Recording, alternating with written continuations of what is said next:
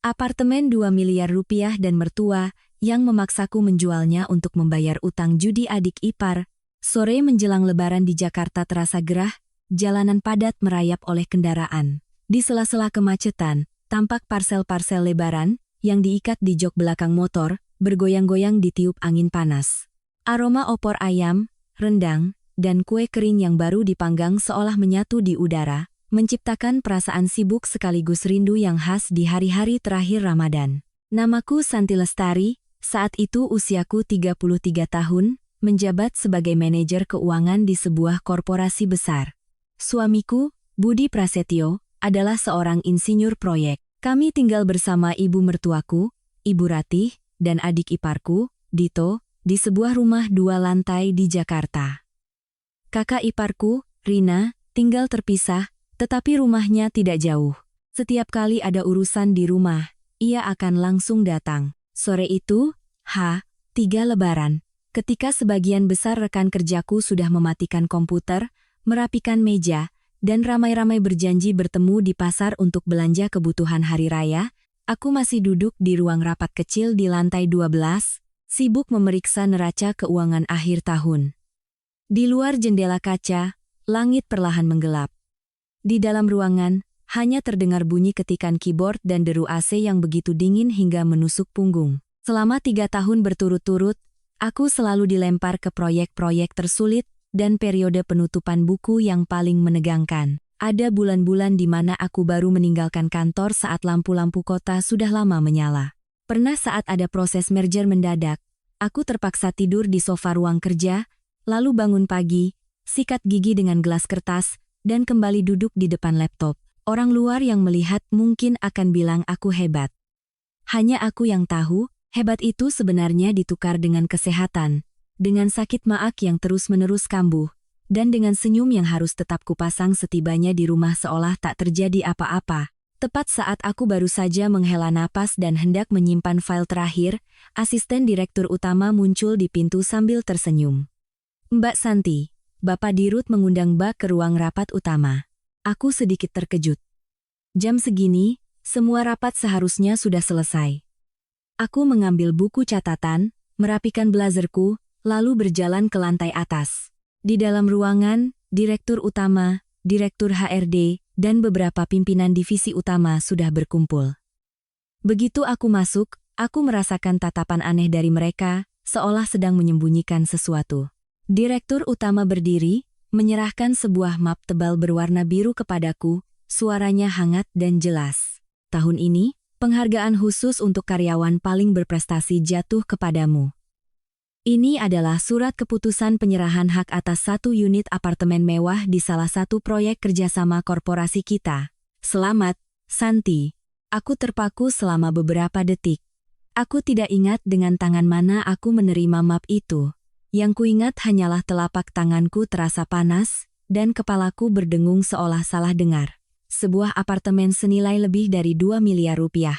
Bagi banyak orang, mungkin ini hanya hadiah besar biasa. Tapi bagiku, ini adalah hal pertama yang benar-benar menjadi milikku setelah bertahun-tahun bekerja keras, menikah, berkontribusi, bersabar, dan memikul banyak beban. Ini adalah sesuatu yang terukir atas namaku sendiri.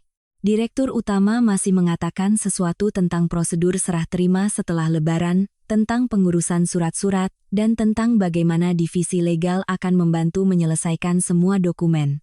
Aku mendengar, tapi tidak sepenuhnya menyimak. Tenggorokanku tercekat. Perasaan ini aneh, bukan bahagia yang membuatku ingin menangis, melainkan seperti seseorang yang berjalan sangat lama di tengah kegelapan, lalu tiba-tiba melihat setitik cahaya di kejauhan yang ternyata dinyalakan untuknya. Keluar dari ruang rapat, aku memeluk map itu erat-erat.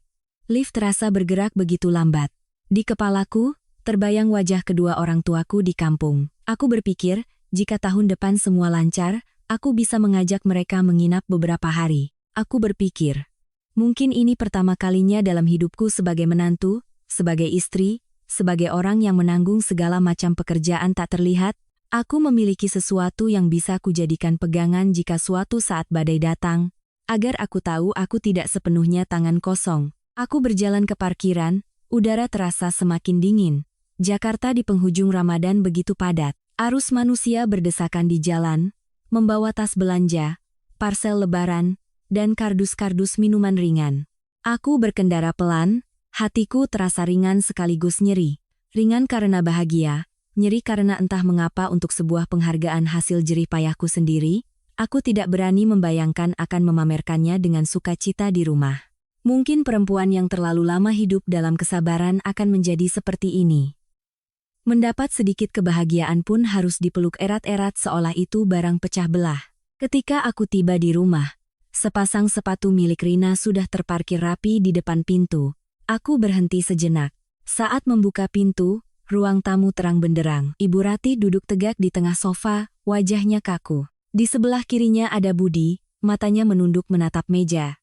Di sebelah kanannya ada Rina. Sementara Dito duduk di ujung kursi, kedua tangannya saling bertaut, tampak gelisah luar biasa.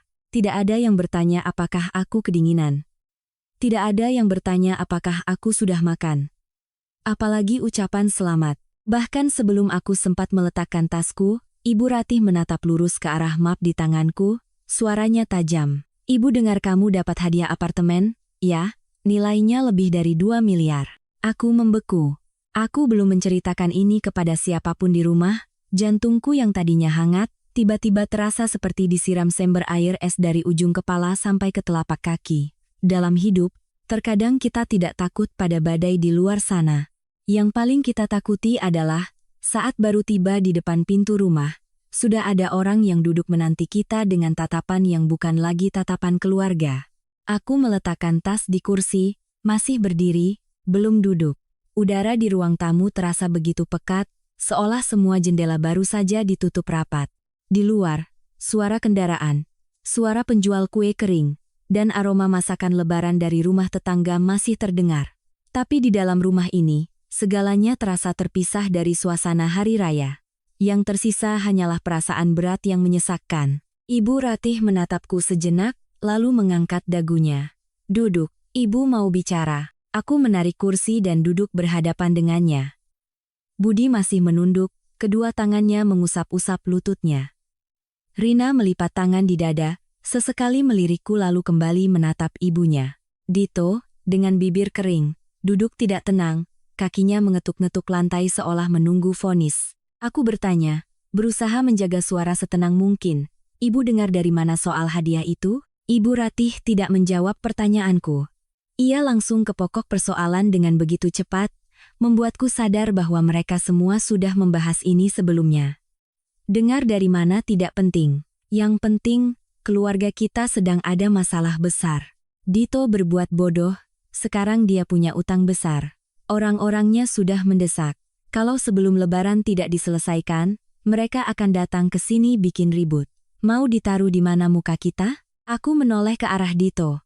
Ia menghindari tatapanku.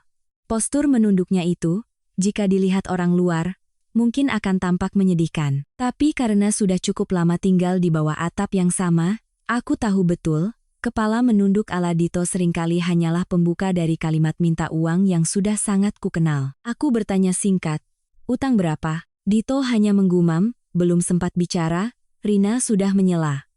Sekarang bukan waktunya mencari tahu berapa atau kenapa. Masalah sudah di depan mata, kita harus selesaikan. Yang penting, selamatkan nama baik keluarga dulu, San. Aku tidak menatap Rina. Aku menatap lurus ke arah Ibu Ratih. Santi tanya, utangnya berapa? Ibu Ratih mengerutkan kening, suaranya mulai mengeras. Lebih dari 1 miliar. Tapi kata mereka, kalau kita bayar sebagian besar di muka, sisanya bisa dicicil. Ibu sudah cari tahu, apartemenmu itu kalau dijual cepat, turun harga sedikit, pasti bisa dapat uangnya. Ia mengatakannya dengan enteng, begitu tenang seolah sedang membahas penjualan barang bekas di rumah, bukan hasil kerja kerasku selama bertahun-tahun. Aku duduk terdiam. Lebih dari 1 miliar. Judi online, taruhan bola. Dan solusi pertama yang terpikirkan oleh seluruh keluarga adalah menjual apartemenku. Tidak ada satupun yang bertanya, apakah aku senang menerima penghargaan itu. Tidak ada satupun yang bertanya apa arti penghargaan itu bagiku. Di ruangan ini, yang ada hanyalah lubang yang baru saja digali oleh Dito, dan cara mereka ingin menggunakanku untuk menimbunnya. Melihatku diam, Ibu Ratih melunakkan suaranya. Nada suara orang yang sudah yakin berada di pihak yang benar. Ibu tahu ini hasil kerja kerasmu. Tapi kamu ini menantu di rumah ini. Saat keluarga ada masalah besar, kita harus menanggungnya bersama. Harta bisa dicari lagi, menyelamatkan adikmu sekarang ini, yang paling penting. Sebelum aku sempat berkata apa-apa, Rina menimpali. Keluarga mana sih yang tidak pernah kena masalah? Kamu jangan berpikiran sempit. Kalau kamu egois mempertahankan milikmu sendiri tapi membiarkan nama baik keluarga hancur, nanti bagaimana kamu bisa hidup tenang? Kalimat mempertahankan milikmu sendiri membuatku ingin tertawa getir. Selama ini, di mata mereka, apakah aku pernah punya sesuatu yang benar-benar milikku sendiri? Aku menoleh ke arah Budi. Sejak aku masuk, aku terus menunggu suamiku angkat bicara selayaknya seorang suami. Cukup satu kalimat saja. Satu kalimat bahwa biar Mas yang urus. Satu kalimat bahwa tidak ada yang boleh memaksa Santi. Satu kalimat bahwa harta itu adalah hasil kerja keras istriku. Tapi Budi tetap di sana. Diam seperti patung. Aku memanggil pelan, Mas Budi. Ia mengangkat kepala. Tatapan kami bertemu sesaat, lalu kembali tertunduk. Setelah beberapa detik yang terasa berat, ia berkata sangat pelan, tolonglah keluarga kali ini, San. Selamatkan Dito dulu. Nanti kita pikirkan lagi. Sebuah pisau terkadang tidak terasa sakit karena tajamnya. Ia sakit karena yang memegangnya adalah orang yang kita yakini akan melindungi kita saat kita paling membutuhkannya. Mendengar itu, hatiku terasa hampa. Aku teringat malam-malam saat aku pulang kerja larut, tapi masih mampir ke minimarket untuk membelikan susu kalsium untuk ibu. Teringat saat-saat keluarga kekurangan, aku diam-diam menutupinya tanpa pernah mengungkit. Teringat setiap kali ada hajatan atau acara keluarga besar, akulah yang sibuk di dapur, yang menyiapkan amplop, yang memastikan semua berjalan lancar. Bertahun-tahun, kupikir kebaikanku setidaknya akan memberiku sebuah tempat di hati mereka. Ternyata tidak. Di mata mereka, aku hanyalah orang yang terbiasa memikul beban. Jadi, begitu ada masalah, orang pertama yang harus maju untuk memikulnya lagi-lagi adalah aku. Saat itu, Dito tiba-tiba beranjak dari kursinya, lalu bersujud di lantai. Suaranya bergetar, Mbak Santi, Dito hilaf. Dito tahu Dito salah. Tolong Dito sekali ini saja. Dito janji, Dito sumpah. Mulai sekarang Dito akan berhenti total. Aku menatap Dito yang bersujud di lantai keramik yang dingin, tapi hatiku tidak merasakan iba seperti yang seharusnya. Mungkin karena selama bertahun-tahun hidup bersama, aku sudah terlalu sering mendengar janji semacam itu. Janji akan mengembalikan, janji akan berubah, janji akan berusaha. Setelah janji diucapkan, semua kembali seperti semula. Aku bertanya, apa jaminanmu kalau kamu akan berhenti? Dito mengangkat wajah, matanya memerah. Dito tahu Mbak tidak akan percaya, tapi tolong kasihanilah ibu, kasihanilah Mas Budi. Aku memotong, suaraku tidak tinggi. Lalu siapa yang kasihan padaku? Seluruh ruangan hening seketika. Budi mengepalkan tangannya. Rina tampak kaget. Wajah Ibu Ratih menggelap, seolah tidak menyangka aku berani menanyakan hal itu di saat seperti ini. Tapi aku bertanya bukan untuk berdebat. Aku hanya ingin mendengar, di rumah ini, adakah yang masih ingat bahwa aku juga manusia? Aku juga bisa merasa sakit, merasa lelah, dan butuh mempertahankan sesuatu untuk diriku sendiri. Pada akhirnya, tidak ada yang menjawab. Di luar, angin berhembus membuat tirai jendela sedikit bergoyang. Aku menarik napas dalam-dalam, menelan rasa sesak di tenggorokan. Jika saat itu aku marah-marah, mungkin seluruh keluarga akan dengan mudah membalikan keadaan dan menuduhku sebagai perempuan berhati dingin yang sombong karena baru dapat harta. Tapi tidak, aku tidak akan memberi mereka alasan itu. Aku menatap mereka satu persatu, lalu berkata perlahan, biar Santi pikirkan dulu. Hanya beberapa kata, tapi raut wajah seluruh keluarga serentak mengendur. Ibu Ratih menyandarkan punggungnya ke sofa seolah beban berat terangkat. Rina menghela napas lega. Dito menyeka matanya. Dan Budi, ia mengangkat wajahnya menatapku, matanya menyiratkan sedikit rasa terima kasih bercampur penghindaran, yang membuat hatiku semakin dingin. Mereka pikir aku masih sama seperti biasanya. Didesak sedikit akan luluh. Ditarik dengan kata keluarga, kasih sayang, dan kewajiban. Aku akan mengorbankan diriku sendiri untuk orang lain. Aku berdiri, mengambil map itu, dan berjalan masuk ke kamar. Aku bisa mendengar dengan jelas suara Ibu Ratih berbisik di belakangku kepada Rina, "Ibu tahu, dia tidak akan tega." Ya, selama ini aku memang tidak tega. Hanya saja, malam itu, untuk pertama kalinya dalam hidupku sebagai menantu, aku mulai mengerti. Hati manusia jika terus-menerus diuji, pada satu titik, ia tidak akan bisa lunak lagi. Aku menutup pintu kamar, tapi tidak langsung menguncinya. Bukan karena aku ceroboh, tapi karena aku ingin mendengar apa lagi yang akan mereka bicarakan di luar. Benar saja, baru saja aku meletakkan map di meja, aku samar-samar mendengar suara Ibu Ratih di ruang tamu. "Biarkan dia tenang dulu." Santi itu, ibu sudah hafal sifatnya. Mulutnya saja yang keras, tapi hatinya baik dan tahu aturan. Rina merendahkan suaranya, aku takut dia keukeuh mempertahankannya. "Akhir-akhir ini dia beda." Ibu Ratih langsung menjawab, suaranya tegas. "Beda bagaimanapun, dia tetap menantu di rumah ini. Sebuah apartemen yang kuncinya saja belum dipegang, masa lebih penting dari nyawa adik iparnya?" Aku berdiri diam di dalam kamar. Ujung jariku terasa dingin. Cara bicara seperti itu tidak asing bagiku. Bertahun-tahun, setiap kali ada urusan yang membutuhkan uang, tenaga, atau pengorbanan, namaku selalu disebut pertama. Bedanya, dulu mereka masih membungkusnya dengan sedikit basa-basi.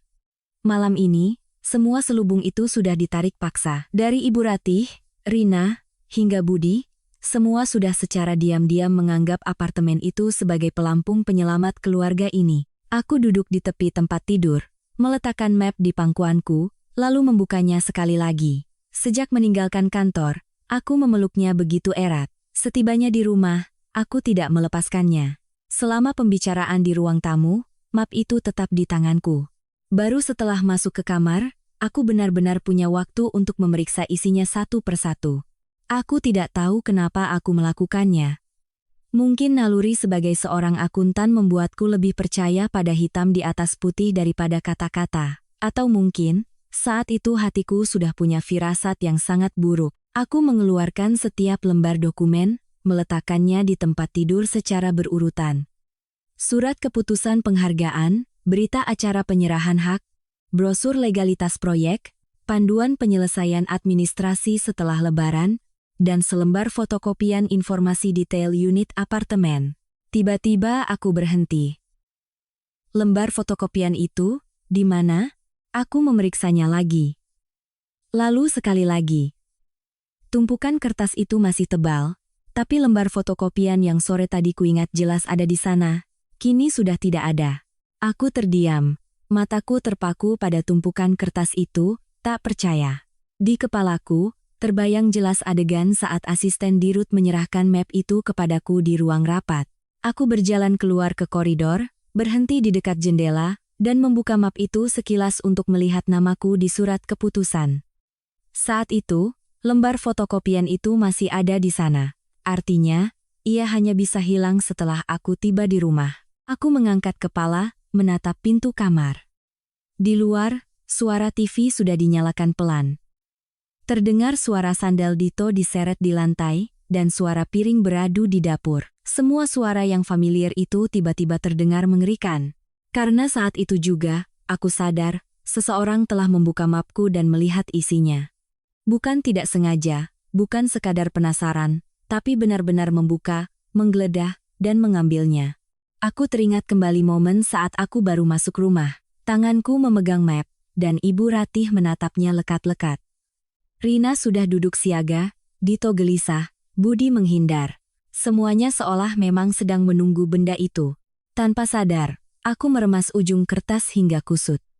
Jika ini hanya pemaksaan lewat kata-kata, mungkin aku masih bisa menghibur diri, bahwa mereka panik karena terdesak. Tapi dokumenku sudah disentuh.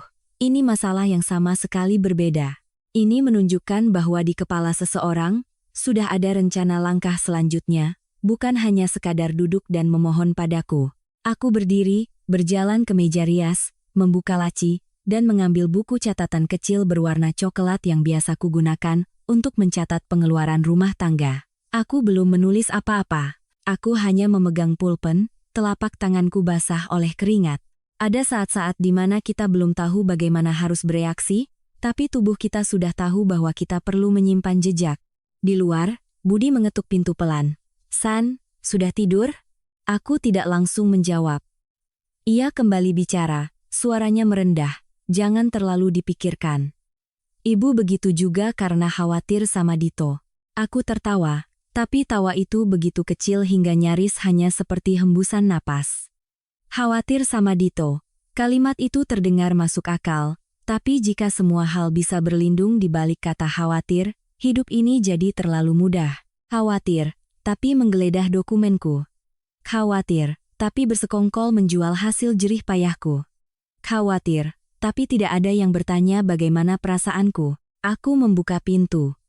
Budi berdiri di hadapanku. Masih dengan postur tinggi kurusnya yang familiar, masih dengan raut wajah baik hati yang dulu kupercaya akan menjadi sandaranku. Ia menatapku dengan sedikit rasa bersalah dan menghindar. Persis seperti Budi. Setiap kali ada masalah, ia tahu itu salah, tapi tidak pernah mau mencegahnya dari awal. Aku bertanya langsung, "Ada yang sudah buka mapku?" Budi sedikit terkejut, lalu langsung menggeleng. "Mungkin kamu yang lupa." Aku menatapnya tanpa berkedip. Aku ingat betul semuanya lengkap. Ia terdiam beberapa detik, lalu kalimatnya keluar, ringan seperti kapas. "Sudahlah, dokumennya kan masih di situ. Cuma selembar fotokopian, apa masalahnya?" Justru kalimat "apa masalahnya" itu yang membuat tenggorokanku pahit. Dalam hidup ini, banyak hal besar dimulai dari apa masalahnya. Pinjam uang sedikit, apa masalahnya? Pakai nama Mbak Ipar untuk berutang, apa masalahnya? Lihat-lihat dokumen hadiah istri, apa masalahnya? Lalu dari apa masalahnya itu, mereka berjalan seenaknya di atas hidup kita dengan sepatu mereka sendiri, hingga aus pun mereka anggap biasa saja. Aku tidak berdebat lagi. Aku menutup pintu, kali ini menguncinya dari dalam. Lalu aku duduk di meja, membuka buku catatanku, dan menulis satu baris yang sangat pendek, "Malam H. 3 Lebaran." Map apartemen kehilangan satu lembar fotokopian. Seseorang telah menyentuh dokumenku. Selesai menulis, aku meletakkan pulpen dan terdiam sejenak. Malam itu aku tidak menangis. Aku juga tidak marah-marah atau keluar untuk menginterogasi mereka. Perasaan di dalam diriku bukan lagi amarah. Ini adalah sesuatu yang dingin, begitu dingin, hingga membuat pikiranku menjadi jernih luar biasa.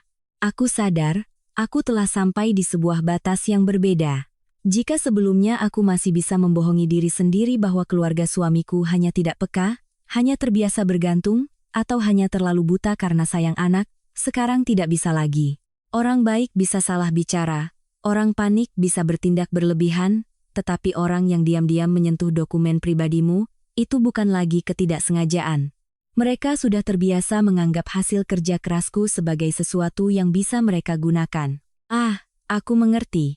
Jika kali ini aku kembali melunak, maka dari selembar kertas yang hilang, suatu hari nanti seluruh hidupku juga akan diambil sedikit demi sedikit atas nama keluarga. Malam itu, setelah menulis di buku catatan kecilku, aku duduk terdiam di tepi ranjang untuk waktu yang sangat lama. Di luar jendela, angin musim kemarau berdesir kering dan menusuk. Di dalam kamar, Budi sudah pindah tidur di sofa dekat meja kerja, mungkin karena tahu aku tidak ingin bicara lagi. Aku tidak menoleh padanya, apalagi bertanya basa-basi seperti biasanya. Rasa dingin di dalam diriku bukan lagi dingin karena marah, melainkan dingin karena baru saja menyentuh sebuah kebenaran. Lalu, seperti sebuah refleks untuk melindungi diri, pikiranku mundur ke belakang.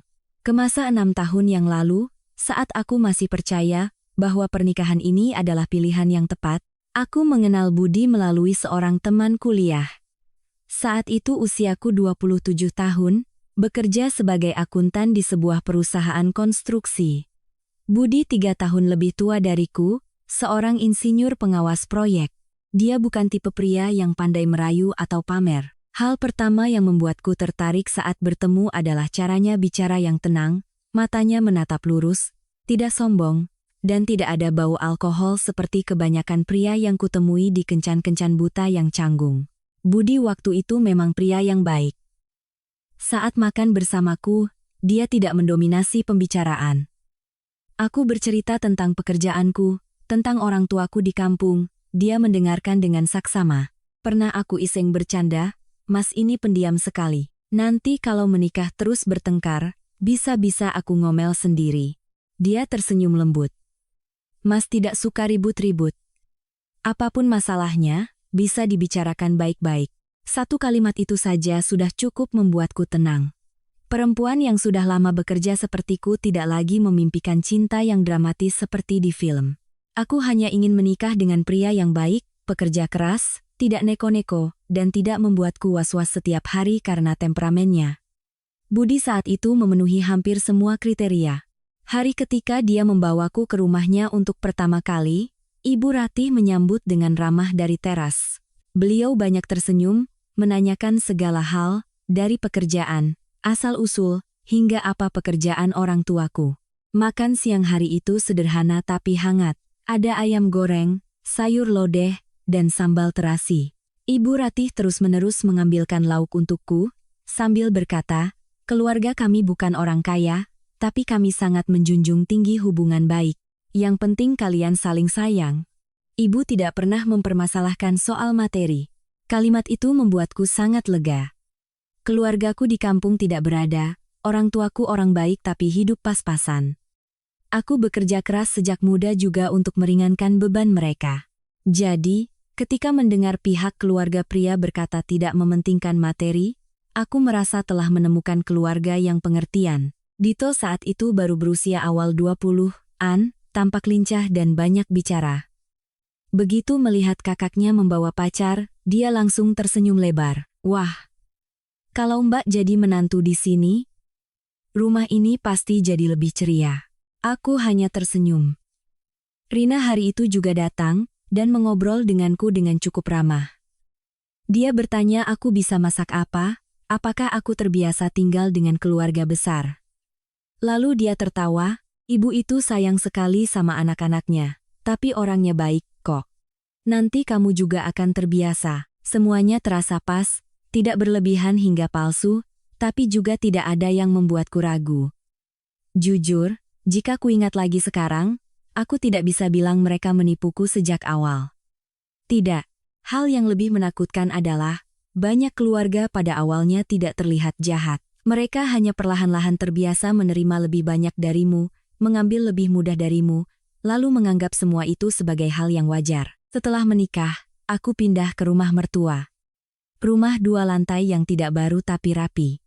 Ayah mertua sudah lama meninggal, Ibu Ratih seorang diri membesarkan kedua putranya. Rina sudah menikah, dan tinggal di dekat situ. Bulan-bulan pertama, aku benar-benar ingin menjadi menantu yang baik. Pulang kerja, aku langsung ke dapur membantu memasak. Akhir pekan, aku membersihkan rumah, mencuci gorden, mengganti spray. Saat lutut Ibu Ratih sakit, aku membelikannya suplemen dan mengingatkannya untuk minum. Pernah suatu hari aku lembur dan baru tiba di rumah jam 9 malam, aku tetap masuk ke dapur untuk memanaskan kembali makanan untuk mertua dan suamiku. Aku berpikir sederhana. Jika aku tulus, cepat atau lambat aku akan diterima. Hari-hari awal, Budi masih membuatku merasa tidak salah pilih. Dia tidak minum-minum, gajinya selalu diberikan, tidak pernah main perempuan. Kadang-kadang, saat pulang telat, dia masih sempat membelikanku sekantong jeruk manis atau beberapa potong gorengan hangat. Perhatian-perhatian kecil seperti itu sudah cukup membuat hatiku sebagai pengantin baru merasa hangat. Kupikir, hidup ini tidak perlu banyak-banyak. Suami yang baik, rumah tangga yang tenang, itu sudah cukup. Aku hanya tidak menyangka, kebaikan Budi inilah yang nantinya akan menjadi hal yang paling melelahkanku. Karena menjadi baik itu menyenangkan, tapi menjadi baik sampai taraf menghindari semua masalah, melihat kesalahan tapi diam saja, dan membiarkan istrinya berdiri sendirian di tengah-tengah, itu bukan lagi baik. Itu lemah, tapi waktu itu aku belum menyadarinya. Aku masih ingat, suatu kali saat sedang menyiangi sayuran bersama Ibu Ratih di teras, beliau menatapku dan berkata dengan nada yang sangat tulus, "Sejak ada kamu di rumah ini, Ibu merasa rumah jadi lebih hangat." Mendengar itu, hatiku luluh. Perempuan memang aneh. Cukup dengan satu kalimat pengakuan di saat yang tepat, kita bisa rela melakukan lebih banyak hal tanpa merasa dirugikan. Malam itu, di kamar, aku bahkan bertanya pada Budi, "Mas, kehadiranku di sini tidak merepotkan, kan?" Budi tertawa, lalu menarik selimut untukku. "Merepotkan apa? Justru karena ada kamu, rumah ini jadi terasa seperti rumah." Saat itu, jika ada yang memberitahuku bahwa beberapa tahun kemudian, di rumah yang sama ini, aku akan duduk di tengah ruang tamu mendengarkan mereka, merencanakan penjualan hasil jerih payahku, untuk menyelamatkan seorang penjudi, mungkin aku tidak akan percaya. Karena saat baru memasuki pernikahan, aku, seperti perempuan lainnya, percaya dengan segenap ketulusan yang kumiliki. Sekitar 3 bulan setelah menikah, ritme kehidupan mulai terbentuk. Aku bekerja jam kantor, tapi sebagai akuntan, akhir bulan, akhir kuartal, apalagi saat tutup buku, pulang telat adalah hal biasa. Budi bekerja di proyek, jam kerjanya tidak menentu. Ibu Ratih mengurus urusan rumah dan masak, sementara Dito bekerja sebagai sales, kadang ada di rumah, kadang tidak. Awalnya, aku tidak merasa ada yang aneh. Tinggal bersama, wajar jika saling membantu. Suatu hari, dalam perjalanan pulang, Ibu Ratih menelepon, "Santi, sekalian lewat, tolong belikan ibu daging giling sama daun bawang." "Ya, ibu lagi sibuk cuci beras." Aku mampir membelikannya. Masuk ke dapur, beliau tersenyum. "Untung ada kamu. Ibu sudah tua, bolak-balik ke pasar capek." Mendengar itu, aku malah senang, merasa dibutuhkan dan dianggap bagian dari keluarga. Beberapa hari kemudian, giliran tagihan listrik. Ibu Ratih membawa lembar tagihan ke depan kamarku. "Nak, bulan ini AC sering nyala, tagihannya lebih tinggi. Sekalian kamu bayar saja." "Ya, nanti ibu ganti." Aku mengambilnya, melihat angkanya, lalu mengangguk. Beberapa ratus ribu tidak seberapa. Keesokan harinya ibu tidak membahasnya lagi, aku pun tidak menagih. Lalu tagihan air, internet, lalu uang untuk mengganti bola lampu teras. Semuanya dimulai dengan kata sekalian. Sekalian kamu bayar dulu, sekalian kamu belikan, sekalian kamu transferkan, sekalian kamu ambilkan obat ibu di apotek. Jika hanya sekali 2 kali, mungkin tidak akan jadi masalah. Tapi kehidupan tidak menimpuki kita dengan satu batu besar.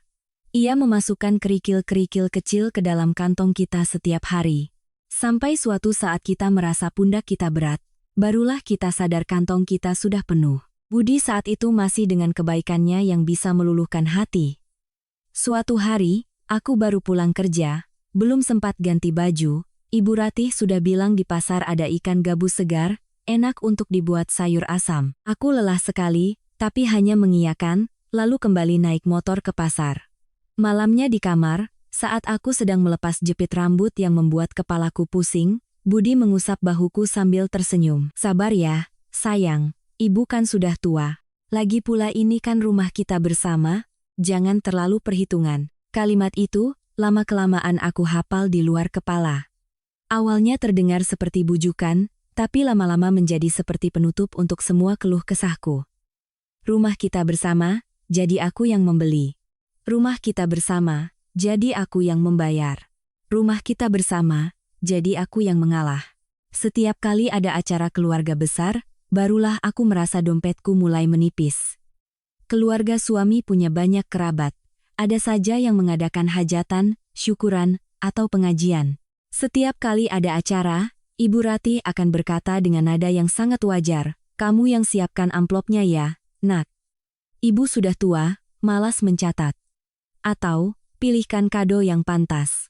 Keluarga kita memang tidak kaya, tapi penampilan harus dijaga." Aku mendengar kata keluarga kita, hingga akhirnya terbiasa membuka dompet. Pernah saat pergi ke pernikahan kerabat jauh, amplop sudah kusiapkan. Tiba di lokasi, Ibu Ratih merasa kurang parsel buah, lalu berbisik, "Kamu beli buah yang bagus di depan sana. Ya, nanti dikira kita tidak niat." Saat itu aku masih bisa menertawakan diriku sendiri. Aku belum diangkat jadi bendahara keluarga, tapi setiap akhir bulan rasanya seperti mengurus keuangan satu marga. Budi mendengar itu hanya tertawa dan menarikku untuk makan. "Kan kamu memang hebat." Satu pujian ringan, yang tidak membantuku membayar tagihan apapun. Banyak pria memang aneh. Mereka tidak sampai hati mengambil uang dari dompet istrinya. Mereka hanya berdiri di samping, melihat istrinya mengeluarkan uang berkali-kali, lalu tersenyum seolah semua baik-baik saja. Pernah suatu bulan, aku iseng mencatat pengeluaranku sendiri dan terkejut, listrik dan air kubayar. Kekurangan bumbu dapur dan bahan makanan kututupi. Amplop hajatan kurus. Obat untuk sakit tulang Ibu Ratih kubelikan yang lebih bagus karena kasihan. Jika dijumlah, bukan angka yang kecil. Yang paling membuatku lelah bukan jumlah uangnya, tapi perasaan bahwa tidak ada yang menganggap itu sebagai bantuan lagi. Semuanya perlahan berubah menjadi kewajiban alamiku. Suatu malam, setelah selesai tutup buku di kantor, kepalaku pusing bukan main. Tiba di rumah, ternyata minyak goreng habis dan tidak ada sayur di kulkas. Ibu Ratih bilang lupa belanja. Aku sudah ganti sandal, hendak kembali ke warung di ujung gang. Tiba-tiba kedua kakiku terasa berat. Aku menoleh pada Budi. Suaraku tidak membentak, tapi cukup lelah. Mas, bisa tolong belikan hari ini saja? Budi yang sedang melihat gambar desain di ponselnya, mengangkat kepala. Mas baru selesai mandi. Kamu saja ya, cepat kok. Ujung gang kan dekat, hanya itu.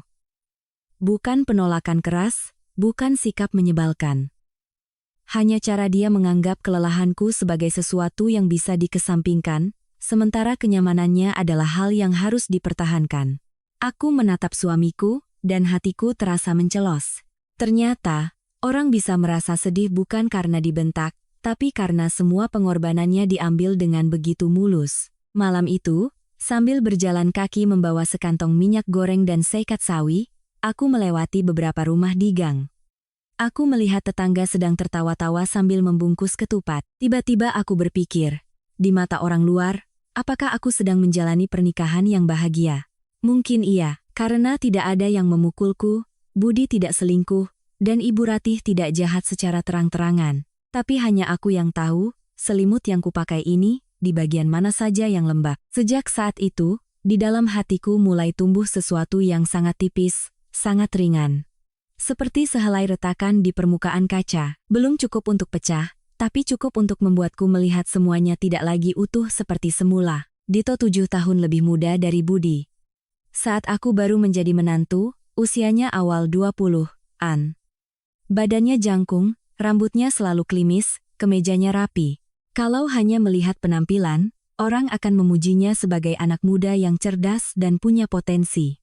Dia sering mengucapkan kalimat-kalimat besar seperti, jadi sales itu harus banyak koneksi, atau zaman sekarang mau kaya harus berani spekulasi, atau aku lagi incar satu proyek besar. Nih, aku tidak membencinya sejak awal. Sebaliknya, aku sempat merasa kasihan. Adik ipar yang belum menikah, pekerjaan belum stabil, selalu tampak sibuk. Pernah aku melihatnya makan sambil menjawab telepon dari klien dengan wajah tegang. Aku pikir, wajar saja anak muda mengalami kesulitan. Lalu, pinjam-meminjam pun dimulai. Pertama kali, Dito berdiri di depan pintu dapur sambil tersenyum canggung. Mbak Santi, ada 300.000, pinjam dulu. Mau ketemu klien tapi dompet kosong. Nanti sore aku ganti. 300.000 rupiah. Aku tidak berpikir panjang. Langsung mengambil dari dompet. Sorenya Dito lupa. Aku juga lupa. Beberapa minggu kemudian, dia bertanya lagi. Mbak, aku lagi butuh buat entertain klien. Transferin 2 juta dulu, ya. Besok aku ganti. Aku dengar kata entertain klien, kupikir wajar saja seorang sales butuh modal. Aku transfer. Lalu 3 juta, 5 juta, pernah sampai 7 juta. Dengan alasan untuk DP barang yang akan segera dibayar klien. Setiap kali meminjam, Dito selalu memulainya dengan nada yang sangat sopan, seolah dia sangat tidak enak hati. Justru sikap tidak enak hati itulah yang membuatku sulit menolak. Aku takut dicap sebagai kakak ipar yang perhitungan. Beberapa kali Dito mengembalikan sebagian kecil, tapi sebagian besar hanya janji. Dan hebatnya, janjinya selalu mulus. Mbak, sabar ya. Klien belum deal, atau uangku masih di luar. Begitu cair, aku pasti bayar Mbak duluan. Lama-lama, aku merasa semua kalimatnya sama saja. Setiap kali aku menunjukkan raut wajah tidak suka, Ibu Ratih akan muncul tepat waktu. Dia kan masih muda, wajar kalau banyak cobaan. Kamu sebagai kakaknya, bantulah sedikit. Atau, laki-laki belum menikah memang begitu, kebutuhannya banyak, wajar. Kata itu memang baju paling longgar sedunia. Kesalahan apapun bisa muat di dalamnya. Suatu malam saat kami sedang makan, Dito tiba-tiba meletakkan sendoknya dan tersenyum padaku. Mbak Santi, ada 10 juta. Aku butuh cepat, 3 hari saja. Aku mengangkat kepala dan menatapnya lurus. 10 juta untuk apa? Dito menjilat bibirnya. Buat modal proyek kecil, untungnya cepat. Belum sempat aku menjawab, Ibu Ratih sudah menimpali. Dia kan pinjam untuk usaha, bukan untuk foya-foya. Aku meletakkan mangkukku, berkata dengan jelas. Santi tidak biasa memberikan uang kalau tidak tahu untuk apa. Suasana di meja makan menjadi tegang. Dito tersenyum kecut. Wajah Ibu Ratih menggelap. Cuma 10 juta saja pakai ditanya-tanya.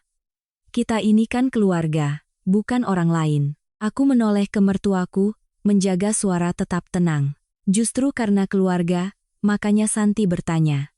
Cari uang itu tidak seperti memetik daun di halaman. Budi yang duduk di sampingku, langsung menengahi dengan nada damainya yang khas. Sudah, makan dulu. Dito, kamu pikirkan baik-baik dulu rencanamu. Aku mendengar itu antara ingin tertawa dan lelah. Budi selalu begitu. Tidak pernah tegas mengatakan benar atau salah. Dia hanya berdiri di tengah sebagai penengah yang baik hati. Tapi di dalam rumah, kebaikan yang hanya berdiri di tengah itu seringkali hanya punya satu fungsi. Membuat orang yang terdesak semakin terdesak. Malam itu, Dito tidak jadi meminjam uang dariku. Keesokan paginya dia pergi pagi-pagi sekali dengan wajah masam. Ibu Ratih juga tidak bicara padaku sepanjang pagi. Suara piring di dapur terdengar gaduh. Baru malam harinya Budi berbisik, kamu terlalu keras, ibu jadi tidak enak hati. Aku menoleh pada suamiku. Aku bertanya uangnya untuk apa itu keras? Sementara dia minta 10 juta seperti minta air minum itu wajar? Budi menghela napas. Mas tidak bilang dia benar. Tapi suasana rumah kan sedang tenang, jangan dibuat jadi berat. Aku langsung diam. Aku paham, bagi Budi, sedang tenang itu artinya jangan ada yang menunjukkan kesalahan yang sedang terjadi di depan mata. Setelah kejadian itu, Dito tidak lagi terang-terangan meminta uang. Dia beralih ke cara lain. Kadang minta tolong bayarkan ongkos kirim paket online.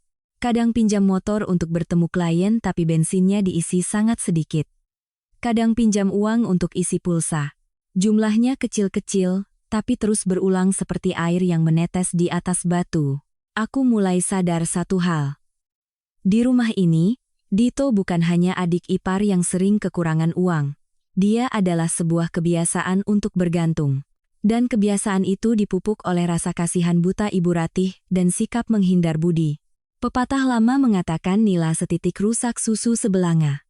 Tapi menurutku, nila itu baru benar-benar membesar ketika seisi belanga pura-pura tidak melihatnya. Dan aku, sejak saat itu, mulai melihat dengan sangat jelas beban yang kupikul bukan hanya soal uang. Ini adalah tentang ketidakrasionalan yang terus-menerus dibenarkan oleh seisi rumah dengan alasan adik bungsu. Waktu itu, ayahku baru saja pulih setelah dirawat di rumah sakit karena pneumonia. Ibuku menelepon, suaranya berusaha terdengar ceria, tapi aku tahu beliau lelah. Di kampung, orang tuaku terbiasa hidup hemat. Sakit pun ditahan-tahan, karena takut merepotkan anak. Justru karena itu, aku semakin sayang. Bulan itu, aku menyisihkan sejumlah uang, rencananya akhir pekan akan kukirim ke kampung agar mereka bisa membeli vitamin dan kebutuhan lebaran. Aku tidak langsung mentransfer karena ibuku lebih suka memegang uang tunai, katanya lebih terasa aman. Jadi, sore itu sepulang kerja, aku mampir ke ATM, menarik uang, lalu memasukkannya ke dalam amplop putih, dan menyimpannya di laci meja rias di kamarku. Aku bahkan berpesan pada diri sendiri, Sabtu pagi harus segera dikirim lewat pos. Hari itu adalah hari yang biasa. Aku pulang, ganti baju. Lalu ke dapur memasak seperti biasa. Ibu Ratih duduk di teras sambil memilih kacang hijau. Sesekali bicara soal membeli jamur dan bihun untuk stok membuat risol lebaran. Dito belum pulang, Dan Budi mengirim pesan bahwa dia terjebak di proyek, baru akan pulang larut. Suasananya tidak menunjukkan pertanda apapun bahwa hatiku akan retak lagi. Keesokan paginya, sebelum berangkat kerja, aku membuka laci untuk mengambil amplop itu. Begitu kupegang, rasanya lebih ringan dari biasanya. Firasat buruk datang begitu cepat. Aku membuka amplop, dan jantungku mencelos. Uang di dalamnya berkurang hampir setengah. Aku duduk termangu di depan meja rias, mengira aku salah ingat. Tapi tidak. Aku seorang akuntan, urusan uang tidak pernah ceroboh. Aku ingat betul berapa jumlah yang kutaruh di sana. Cukup untuk orang tuaku membeli obat, memberi sedikit kue untuk kerabat dekat, dan memperbaiki atap dapur yang bocor sejak musim hujan lalu. Aku bangkit dan turun ke dapur. Ibu Ratih sedang mencuci kangkung. Mendengar langkahku, beliau menoleh. "Berangkat pagi sekali, Nak?" Aku berusaha menjaga suara selembut mungkin. "Bu, semalam Ibu masuk ke kamar Santi?" Beliau menatapku sekilas, lalu menjawab dengan sangat wajar. "Iya. Ibu ambil sedikit uang di lacimu untuk bayar tukang urut kemarin. Ibu kira kamu tahu." Aku membeku. Jika beliau berkata, "Ibu pinjam, nanti Ibu ganti," mungkin aku masih bisa bernapas lega. Tapi cara beliau berkata, "Ibu kira kamu tahu," itulah yang membuatku sesak. Karena itu menunjukkan, di kepalanya, masuk ke kamar menantu dan mengambil uang, adalah hal yang begitu wajar hingga tidak perlu memberitahu. Aku meletakkan tangan di meja untuk menahan diri, lalu berkata pelan, "Lain kali kalau Ibu butuh sesuatu, tolong bilang dulu ya Bu. Itu uang untuk dikirim ke orang tua Santi di kampung." Begitu kalimatku selesai, raut wajah Ibu Ratih langsung berubah. Beliau mengerutkan kening. "Kamu ngomong begitu maksudnya apa? Ibu kan tidak mengambil punya orang lain, kenapa harus izin segala?" Aku masih sabar. "Bukan begitu maksud Santi. Hanya takut orang tua di kampung butuh, nanti perhitungannya jadi salah." Beliau membanting baskom sayur ke wastafel, airnya menyiprat ke bajuku. Lalu beliau berbalik dan berkata dengan suara berat, "Kamu itu sudah jadi menantu di sini. Uangmu ya uang keluarga ini juga. Kalau terlalu perhitungan begitu, tidak enak didengar." Aku mendengar itu dan seluruh tubuhku kaku. Mungkin seumur hidup aku akan ingat momen itu. Bukan karena kalimatnya baru, tapi karena ini pertama kalinya hal itu diucapkan terang-terangan, tanpa basa-basi, tanpa dibungkus kata kasih sayang, tanpa disembunyikan di balik kata sekalian. "Uangmu, ya uang keluarga ini juga." Satu kalimat yang seolah membanting pintu terakhir di hatiku. Aku sadar, selama ini semua yang kuberikan tidak pernah dianggap sebagai bantuan sukarela. Di mata beliau, itu adalah kewajiban. Aku bekerja, punya gaji, punya bonus, semuanya secara otomatis berada dalam jangkauan yang bisa disentuhnya. Tepat saat itu, Budi masuk dari teras. Mungkin dia pulang untuk mengambil sesuatu yang tertinggal. Melihat suasana tegang, dia bertanya, "Ada apa, Bu?" Ibu Ratih langsung menjawab sebelum aku sempat bicara. "Istrimu ini." Ibu ambil sedikit uang untuk berobat saja, dia ungkit-ungkit. "Rumah ini memang, sejak ada uang, omongan orang jadi setajam pisau." Aku menoleh pada suamiku. Aku tidak butuh dia membelaku dengan kata-kata hebat. Aku hanya ingin dia mengatakan satu hal yang benar. Uang itu untuk orang tua Santi. Ibu seharusnya bilang dulu. Cukup itu saja. Budi berdiri kaku di pintu dapur beberapa detik, lalu menoleh padaku. "Sudahlah, San. Ibu kan ambil karena ada keperluan mendadak." Bicaranya pelan-pelan saja. Lagi-lagi begitu. Lagi-lagi aku yang harus pelan-pelan, harus lembut, harus mengerti.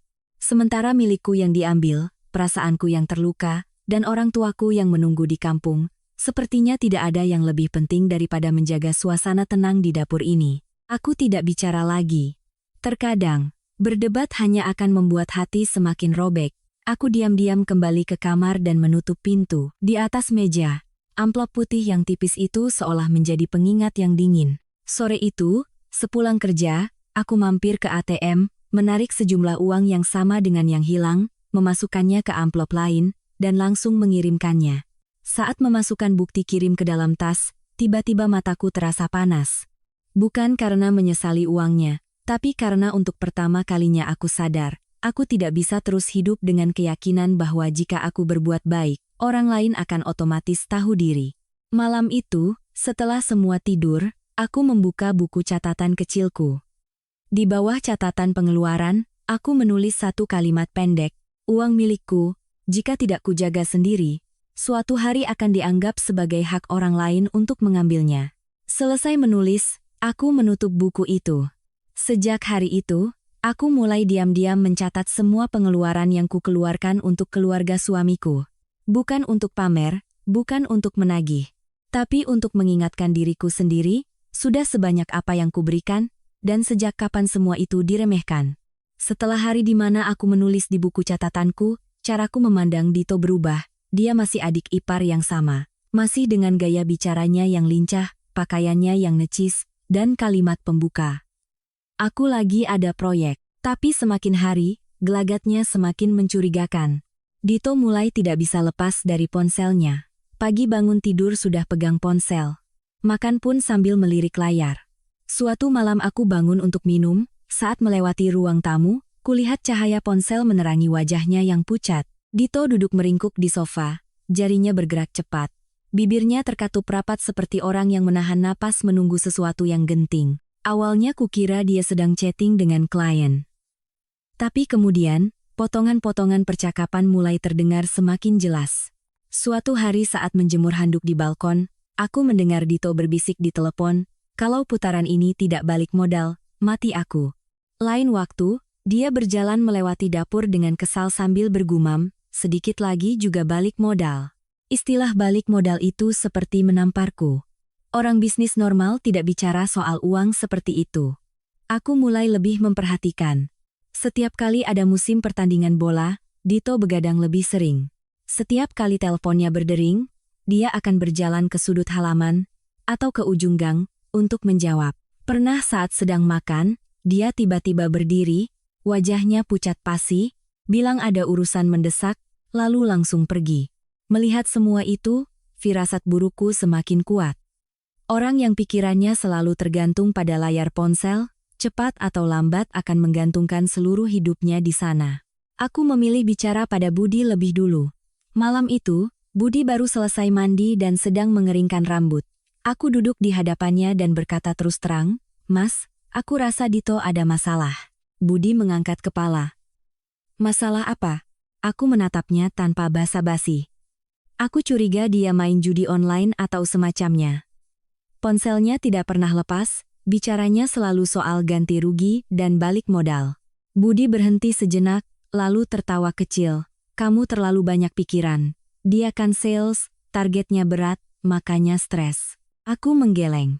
Stres kerja tidak seperti ini. Aku bekerja di bidang keuangan bertahun-tahun, aku tahu gelagat orang yang punya masalah uang. Dia sedang ada apa-apa. Budi melempar handuk ke kursi, suaranya masih datar. "Paling dia cuma iseng.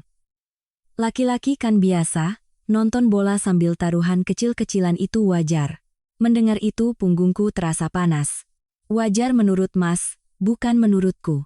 Dulu waktu dia pinjam uang, Mas ingat, setiap kali alasannya beda.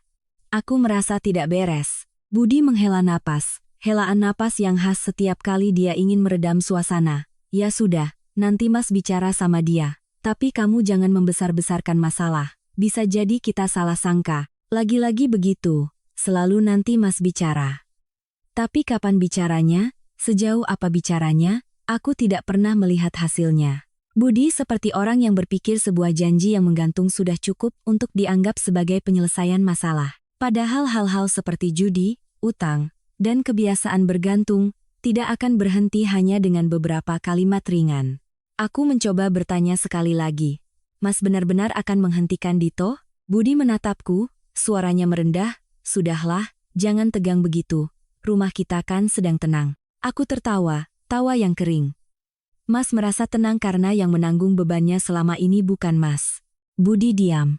Keheningan itu lebih melelahkan daripada pertengkaran manapun, setidaknya kalau bertengkar, aku tahu apa yang dipikirkannya. Tapi diamnya Budi seperti air keruh, semua masalah tenggelam ke dasar, tapi lumpurnya tetap ada di sana. Setelah itu, aku tidak pernah mengungkitnya lagi. Aku mulai menjaga jarak dengan Dito. Dia pinjam uang, Aku bilang tidak ada. Dia menyindir soal butuh uang untuk klien, aku pura-pura tidak dengar. Sikapku itu langsung mengubah suasana rumah. Ibu Ratih mulai lebih sering menghela napas setiap kali melihatku.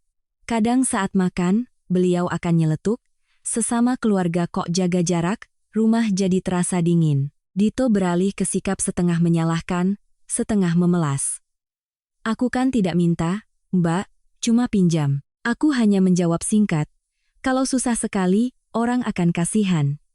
Kalau susah terus-terusan dengan cara yang sama, itu namanya harus introspeksi diri." Rina, setiap kali mampir, akan membela adiknya. "Dito kan masih muda, wajar kalau salah. Kamu sebagai kakak ipar, mengalah sedikit supaya rumah tangga damai." Aku mendengar semuanya, tapi tidak lagi berdebat.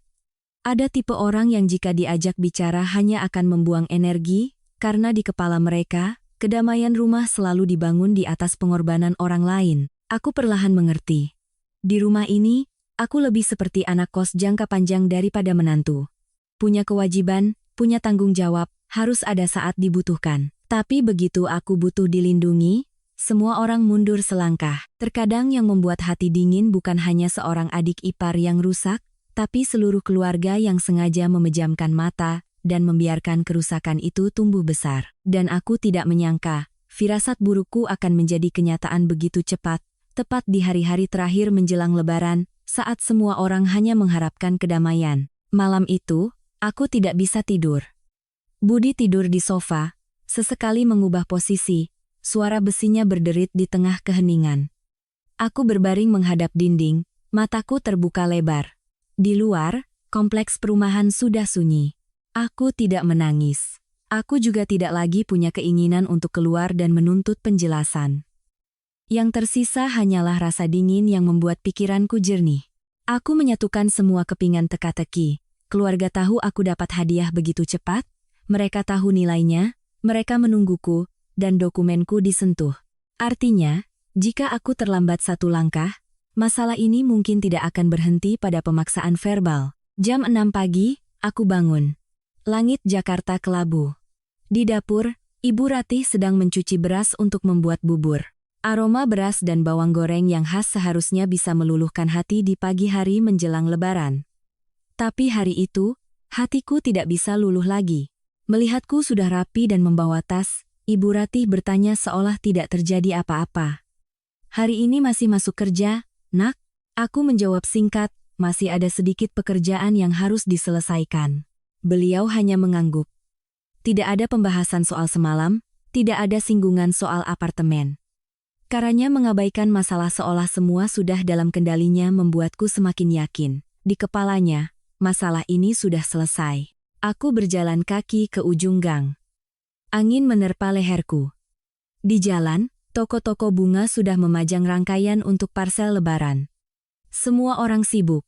Hanya aku yang hatiku tidak lagi merasakan euforia hari raya, melainkan seperti sedang menghadapi situasi darurat. Tiba di kantor, lantai 12 sudah sepi. Aku tidak langsung ke ruanganku, tapi ke bagian HRD, legal untuk bertemu Ibu Dian. Beliau beberapa tahun lebih tua dariku, orangnya cekatan, pendiam, dan sangat teliti. Melihatku datang pagi-pagi, beliau kaget. "Loh, Santi, kukira sudah cuti." Aku duduk di hadapannya, tanpa basa-basi. "Bu, saya mau tanya detail soal dokumen apartemen yang saya terima kemarin." Melihat raut wajahku yang aneh, Ibu Dian langsung serius. Ia membuka komputernya. "Silakan, mau tanya apa?" Aku menarik napas. "Hak kepemilikan apartemen ini statusnya sudah atas nama saya pribadi? Kalau ada orang lain yang membawa fotokopian dokumennya untuk menawar-nawarkan atau mengaku ini aset keluarga, bagaimana?" Ibu Dian menatapku. "Ada masalah, ya?" Aku diam sejenak, lalu memilih jawaban yang aman. "Di rumah sedang ada sedikit masalah. Saya mau memastikan semuanya jelas." Beliau mengangguk, tidak bertanya lebih jauh.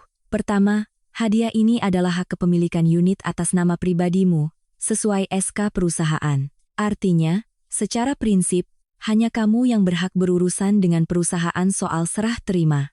Kedua, karena mendekati Lebaran, proses legal final akan dilakukan setelah libur. Tapi itu tidak berarti orang lain bisa mengambil keputusan atas namamu. Tidak ada yang punya kapasitas untuk mewakilimu dalam hal ini. Mendengar setiap katanya, dadaku terasa sedikit lebih lega. Aku bertanya lagi, kalau ada yang membawa informasi unit saya ke pihak luar, misalnya ke broker atau calon pembeli, dan menciptakan kesan bahwa unit ini akan segera dijual, bagaimana? Ibu Dian mengerutkan kening. Itu sangat berisiko. Meskipun mereka tidak bisa menjual secara legal, mereka bisa menciptakan kesalahpahaman, bahkan bisa sampai menerima DP palsu. Kamu harus pegang erat-erat semua dokumenmu. Aku menatap tanganku yang terkepal. Lembar fotokopian yang hilang semalam kembali terbayang. Aku bertanya lagi, kalau saya mau, setelah Lebaran nanti, semua urusan hanya antara saya dan perusahaan, tanpa perantara, bisa. Tentu saja bisa. Memang aturannya sudah begitu. Pihak kami tidak punya kewajiban berkomunikasi dengan siapapun selain kamu. Selesai bicara, beliau menatapku lebih dalam, lalu suaranya melunak. Santi, kalau ada apa-apa, kamu harus tetap tenang. Kalau sudah menyangkut aset besar, orang bisa kalap. Aku tersenyum getir. Saya juga baru merasakannya. Ibu Dian mencetak selembar surat konfirmasi internal singkat untukku, lengkap dengan nomor kontak bagian legal yang bisa dihubungi setelah Lebaran. Kertas itu tidak tebal, tapi di tanganku terasa jauh lebih kokoh daripada kalimat kita kan keluarga yang sering ku dengar di rumah. Keluar dari ruangan Ibu Dian, aku berdiri sendirian di koridor. Matahari pagi mulai menembus awan kelabu. Aku sadar, seorang perempuan pada akhirnya akan mengerti bahwa hidup tidak bisa hanya dijalani dengan kebaikan dan harapan. Terutama ketika yang diincar bukan lagi sekadar uang listrik, melainkan sandaran hidupmu. Aku bukan lagi perempuan yang membeku di ruang tamu semalam. Setidaknya, sejak pagi ini, aku tahu harus bertanya ke tempat yang tepat, memegang hal yang benar, dan membela diriku sendiri terlebih dahulu. Aku kembali ke ruanganku, tapi pikiranku sudah tidak tenang. Belum sampai 10 menit, ponselku bergetar. Nomor tidak dikenal. Halo, selamat pagi. Di seberang, suara pria parubaya yang terdengar seperti broker properti. Selamat pagi, dengan Ibu Santi? Saya Chung dari agen properti. Saya telepon karena ada klien yang tertarik dengan unit apartemen di Proyek X. Katanya keluarga ibu mau jual cepat sebelum Lebaran. Punggungku terasa dingin, tapi suaraku tetap tenang. Apartemen yang mana ya, Pak? Pria itu tertawa ramah. Yang baru ibu dapat sebagai hadiah itu, Bu. Ada dari pihak keluarga yang minta tolong saya cek harga. Katanya kalau deal cepat, bisa langsung diurus. Aku menggenggam ponsel begitu erat. Ternyata semua bergerak lebih cepat dari dugaanku. Bukan lagi sekadar ide, bukan lagi sekadar tekanan. Seseorang di rumah benar-benar sudah membawa informasi apartemenku keluar, mulai mencari harga, bahkan menciptakan kesan seolah penjualannya tinggal negosiasi. Aku bertanya perlahan, siapa yang memberikan informasi ini pada Bapak? Pria itu terdengar ragu. Dari pihak keluarga ibu saja. Saya hanya perantara, belum melakukan apa-apa. Keluarga saya itu siapa? Wah, kalau itu saya kurang etis menyebutkannya, Bu. Tapi kalau ibu memang mau jual cepat, kami bisa bantu. Aku memotong. Saya tidak ada niat menjual. Dan mulai sekarang, jika ada yang mengatasnamakan saya atau keluarga saya menanyakan soal apartemen ini, tolong laporkan pada saya. Aku langsung menutup telepon. Tanganku dingin. Ini bukan lagi perasaan terhina seperti semalam. Ini adalah perasaan dingin saat melihat batas terakhir telah dilewati. Fotokopian yang hilang, rapat keluarga yang disiapkan, ucapan Ibu Ratih yang begitu yakin. Sekarang semua terhubung menjadi satu garis lurus. Aku terdiam sejenak, lalu menelepon Budi. Cukup lama baru diangkat. Halo, Mas di sini. Aku tidak basa-basi. Ada yang membawa informasi apartemenku keluar untuk dijual. Mas tahu soal ini? Budi terdiam sejenak, hanya jeda singkat, tapi cukup untuk membuat hatiku jatuh. Ia menjawab, mencoba tenang. Kamu dengar dari siapa? Aku tertawa getir. Jawab pertanyaanku dulu. Hening lagi, lalu Budi berkata pelan. Ibu hanya bawa dokumennya untuk tanya-tanya harga saja, kok. Belum melakukan apa-apa. Darahku terasa mendidih. Mas tahu? Budi ragu-ragu. Mas, Tahu ibu ada tanya-tanya. Aku memejamkan mata. Saat itu, aku seperti mendengar seutas tali terakhir di hatiku putus.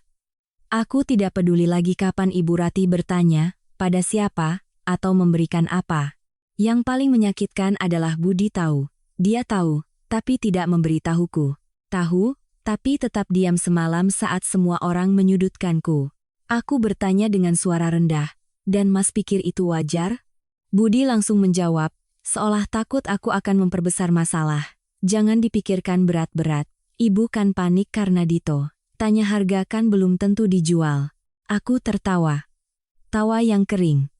Lalu kapan baru disebut berat? Saat mereka sudah terima DP atas namaku?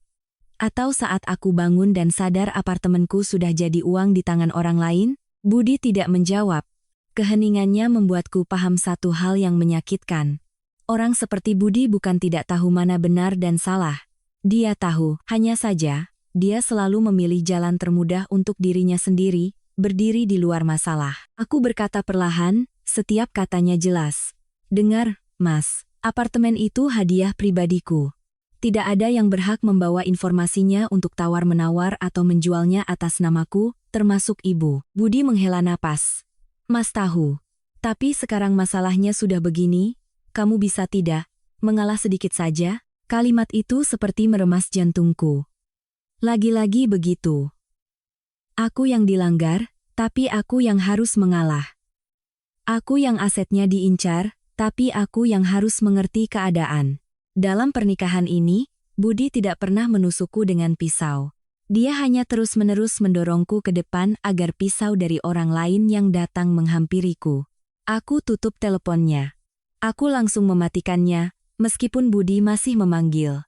Aku duduk tegak menatap layar komputer yang menyala, tapi tidak bisa melihat satu angka pun. Ada luka yang tidak membuatmu menjerit. Ia hanya membuatmu sadar sepenuhnya. Sadar bahwa mulai detik ini, jika aku tidak melindungi diriku sendiri, tidak akan ada yang melakukannya untukku. Dan yang paling menyakitkan, orang yang membuatku paham akan hal itu adalah suamiku sendiri. Malam H2 Lebaran, aku tiba di rumah saat hari sudah gelap. Di luar, tetangga sudah memasang lampu kelap-kelip. Suara anak-anak bermain, aroma ketupat dan opor ayam tercium di udara. Suasana yang sangat khas hari raya. Tapi rumah yang kumasuki terasa dingin. Ruang tamu kembali terang. Posisi yang sama. Ibu Ratih di tengah sofa. Budi di sebelah kirinya, wajahnya lelah, tapi tidak menatapku. Dito di ujung kursi, matanya merah. Rina juga ada di sana. Aku melepas sepatu, meletakkan tas, dan bertanya singkat, ada apa lagi? Ibu Ratih langsung bicara. Ibu sudah tanya-tanya. Kalau dijual cepat, apartemenmu itu bisa laku sekitar 1,8 miliar. Memang rugi sedikit, tapi bisa menyelesaikan masalah. Aku berdiri diam. Seharian ini aku sudah mendengar cukup banyak hal yang membuat hatiku dingin.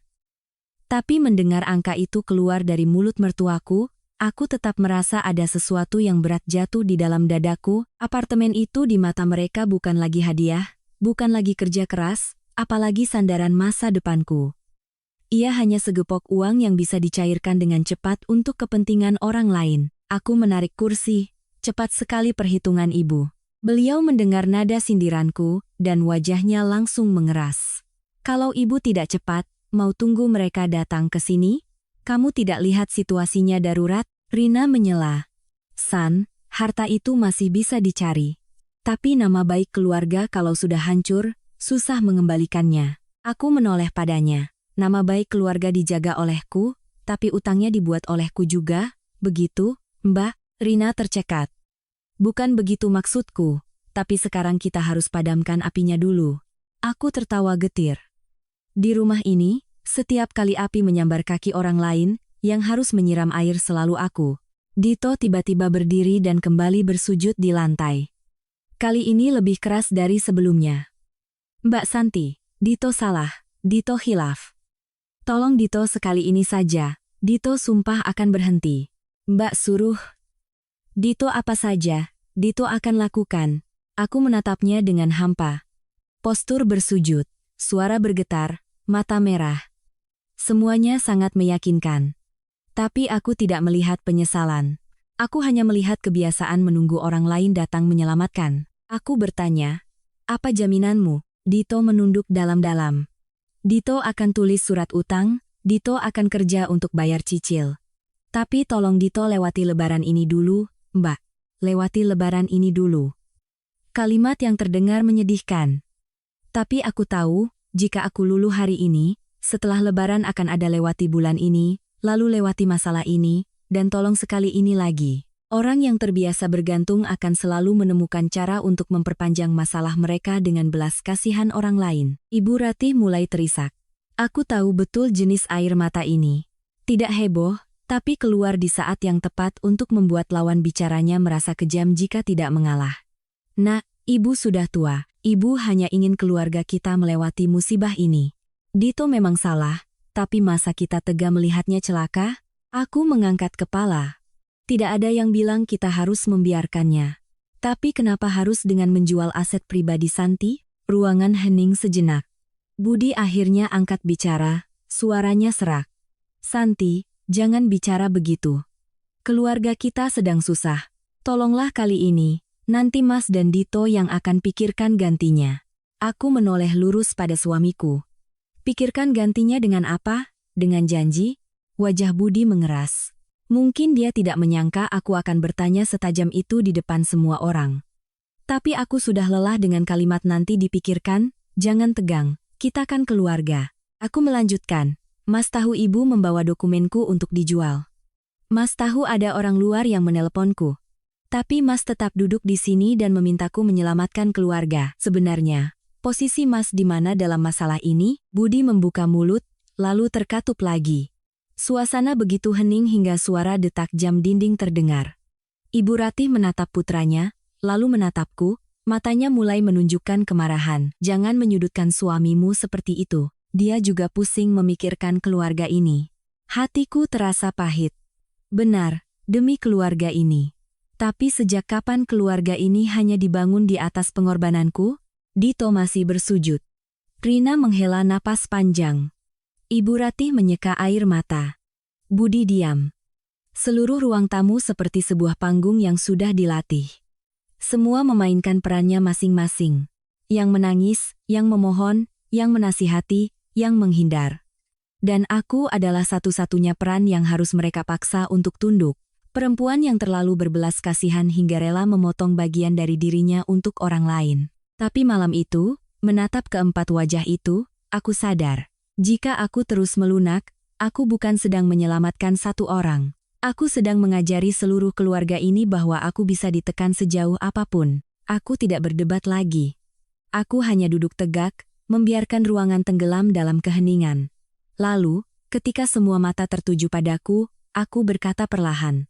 Baik, biar aku selesaikan dengan caraku sendiri. Selesai berkata, aku berdiri dan masuk ke kamar, menutup pintu. Di luar, terdengar suara Ibu Ratih memanggil, suara Dito tergagap, suara Rina berbisik. Semuanya terdengar samar. Aku bersandar di pintu, mengeluarkan ponsel. Aku menekan sebuah nomor yang sudah lama tidak kuhubungi. Seseorang yang selama bertahun-tahun menjadi menantu, tidak pernah kuceritakan pada keluarga suamiku, karena aku tahu, ada hubungan yang semakin dirahasiakan, semakin terjaga kebaikannya. Nada sambung berbunyi. Tak lama kemudian, suara pria yang tenang terdengar. Halo, Santi, ada apa? Aku bersandar di pintu, jantungku berdebar kencang. Suara Ibu Ratih masih terdengar di luar. Tapi begitu mendengar suara Pak Hendra di seberang sana, pikiranku menjadi sedikit lebih tenang. Halo Santi, ada apa? 4 kata yang tenang, tidak mendesak. Tapi cukup membuat tenggorokanku tercekat.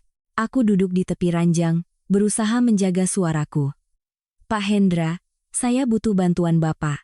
Ia diam sejenak, lalu menjawab, ceritakan. Caranya bicara selalu begitu. Tidak menyelah, tidak menghakimi. Aku menarik napas dalam-dalam, lalu menceritakan semuanya dari awal. Tentang hadiah apartemen, tentang keluarga yang sudah menunggu, tentang permintaan Ibu Ratih, tentang fotokopian yang hilang, tentang telepon dari broker, dan tentang pengakuan Budi. Aku bercerita tanpa henti, tidak melebih-lebihkan, tidak menangis. Hanya saja, Saat sampai pada bagian dia tahu tapi tetap diam, suaraku sedikit bergetar. Di seberang sana tetap hening. Baru setelah aku selesai, Pak Hendra bertanya perlahan, "Utang Dito itu karena apa? Kamu tahu detailnya?" "Judi online, taruhan bola." Katanya lebih dari 1 miliar, tapi melihat mereka panik, sepertinya jumlahnya besar. Pak Hendra bertanya lagi, "Dokumen aslinya masih lengkap di tanganmu?" "Masih, Pak. Hanya hilang 1 lembar fotokopian. Dokumen asli jangan sampai ada yang pegang. Kunci rapat-rapat. Mulai sekarang, kalau ada yang bertanya soal apartemen, jangan dijawab lisan. Berpegang pada dokumen dan legalitas." Mendengar sarannya, tanpa sadar aku duduk lebih tegak. Dari semalam, yang kudengar hanya desakan, permohonan, dan nasihat. Ini pertama kalinya ada yang bicara padaku dengan bahasa yang jernih. Aku bertanya pelan, "Apa saya berlebihan, Pak?" Mereka semua bilang saat ini yang penting selamatkan orangnya dulu. Pak Hendra memotong dengan lembut tapi tegas. "Kamu tidak berlebihan. Kamu sedang dipaksa menggunakan aset pribadimu untuk menanggung akibat perbuatan orang lain. Itu 2 hal yang berbeda." Aku menggigit bibir, mataku terasa panas. Terkadang, seorang perempuan tidak butuh dipeluk atau dibela dengan kata-kata besar. Cukup ada satu orang yang menyebutkan dengan tepat masalah yang sedang dihadapinya, itu sudah cukup mengurangi rasa sepi. Pak Hendra merendahkan suaranya. "Santi, jujur saja, saya sudah lama menunggu telepon darimu." Aku tertegun. "Maksud Bapak? Saya tidak percaya orang sepertimu bisa hidup baik-baik saja di sana selama bertahun-tahun." Kalimat itu membuatku terenyuh. Ternyata orang luar bisa melihat retakan dalam hidupku, sementara aku terus berusaha menambalnya dengan kesabaran dari tahun ke tahun. Pak Hendra melanjutkan, dan kalimat berikutnya benar-benar membuatku membeku. "Ada satu hal yang mungkin kamu belum tahu. Sekitar setahun yang lalu, Dito pernah datang ke saya untuk pinjam uang." Aku langsung bangkit dari tempat tidur. "Apa?" "Iya. Dia memperkenalkan diri sebagai adik iparmu. Katanya butuh dana cepat untuk proyek jangka pendek. Dia bahkan menyebut namamu, bilang kakak iparnya seorang manajer keuangan, keluarga pasti bisa jamin, hanya butuh dana talangan." Tanganku terasa dingin. "Dia pinjam berapa?" "Jumlah yang tidak kecil. Awalnya saya pinjamkan karena menghargaimu. Tapi setelah saya pantau, aliran dananya tidak masuk ke bisnis apapun. Uangnya masuk ke rekening-rekening acak yang ternyata rekening judi." Aku duduk kembali di tempat tidur, pandanganku menggelap. Bertahun-tahun menjadi menantu, dipinjami uang, dimanfaatkan sedikit demi sedikit, aku sudah muak. Tapi mendengar Dito membawa-bawa namaku untuk berutang di luar, aku baru benar-benar sadar, apa artinya diriku di matanya. Bukan kakak ipar, bukan keluarga, hanya sebuah bayangan yang bisa dijadikan jaminan. Aku bertanya dengan suara serak, "Bapak masih simpan bukti chatnya?" "Masih." "Semuanya saya simpan." Aku memejamkan mata, terbayang wajah Dito yang tadi bersujud, memanggil Mbak Santi. Panggilan yang terdengar tulus, tapi di baliknya ada rangkaian perhitungan yang kotor. Tapi pukulan belum berhenti di situ. Pak Hendra melanjutkan, "Bukan hanya Dito. Dulu, ibu mertuamu juga pernah menelepon saya." Aku terdiam. "Ibu, telepon Bapak?" "Iya." Beliau tidak menandatangani apapun, tapi intinya beliau bilang keluarga sedang mengurus masalah Dito, minta saya memberinya waktu. Kalau bukan karena telepon itu, saya sudah bertindak lebih tegas dari dulu. Aku tidak tahu bagaimana harus menggambarkan perasaanku saat itu. Bukan marah yang meledak-ledak, tapi rasa dingin yang menjalar dari dada hingga ke ujung jari. Ternyata Ibu Ratih tidak hanya buta karena sayang anak. Beliau ikut campur. Ikut andil memberikan Dito waktu untuk semakin terjerumus, lalu saat sudah tidak tertolong lagi, baru berbalik dan memaksaku menjual apartemen.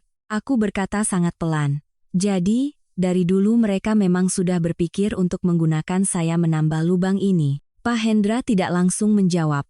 Saya tidak ingin memperkeruh suasana.